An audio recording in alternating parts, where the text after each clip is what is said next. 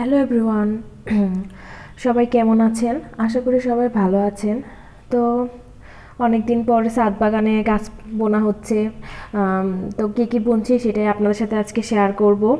তো সাফওয়ানের বাবা দুই ধরনের সবজির দানা নিয়ে এসেছে। একটা হচ্ছে মিষ্টি কুমড়া আর একটা হচ্ছে শসা। তো এর ছাদে দুইটা নতুন ড্রামও আবার অ্যাড করা হয়েছে।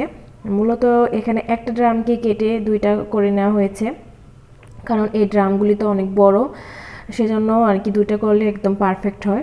তো আমি আবার এক ফাঁক দিয়ে বেগুন চারাতে একটু পানি দিয়ে নিলাম, আর এখানে সাফওয়ানের বাবা দানাগুলো বোনার জন্য মাটিগুলো রেডি করে নিচ্ছে।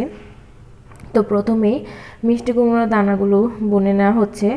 আর এখানে খেয়াল রাখতে হবে দানাগুলো যদি ভালো ব্র্যান্ডের হয়, কারণ সাফওয়ানের বাবা তো প্রায় প্রতি শীতেই বিভিন্ন ধরনের সবজি বুনে থাকে। তো সে আর কি ভালো বুঝে যে আসলে এই দানাগুলোর আবার বিভিন্ন কোম্পানি আছে, যদি এগুলোর ব্র্যান্ড ভালো হয় সেই ক্ষেত্রে দানাগুলো খুব ভালোভাবে আর কি চারাতে রূপান্তরিত হয় এবং ফলনও অনেক ভালো দেয়। আর যদি ভালো না হয়, ভালো কোম্পানি না আনা হয়, সেই ক্ষেত্রে দেখা যায় যে চারাও ভালো হয় না, প্লাস ফলনও ভালো হয় না। তো এখন দেখা যাক আমাদের এই দানাগুলো এবার কেমন পড়েছে। তো এখন শসা দানাগুলো বুনে নেওয়া হচ্ছে।